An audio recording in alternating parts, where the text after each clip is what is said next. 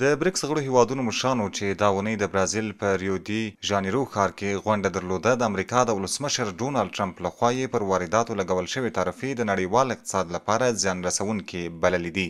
دوی په یوه ګډه خپره کړې اعلامیه کې ویلي چې د هغو یو اړخیزو ګمرکي او غیر ګمرکي اقداماتو د زیاتوالي په اړه جدي اندېښنه څرګندوي چې سوداګرۍ ته زیان رسوي او د نړیوالې سوداګرۍ د سازمان له مقرراتو سره په ټکر کې دي.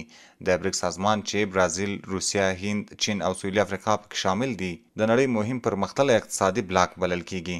دا هیوادونه له اوږدې مودې راهیسې د نړیوال اقتصاد د عادلانه جوړښت ملاتړ کوي. د امریکا د ولسمشر ډونالډ ټرمپ ادارې یو شمېر وارداتي توکو باندې درنې تعرفې لګولې چې موخه یې د سوداګرۍ نابرابري کمول دي. خو دا اقدامات د نړیوالو شریکانو لخوا یو اړخیز، غیر منصفانه او د نړیوالو اصولو خلاف بلل شوي دي. بریکس هیوادونه دا ډول اقدامات د نړیوالې سوداګرۍ د ثبات او پرمختګ لپاره خطرناک ګڼي.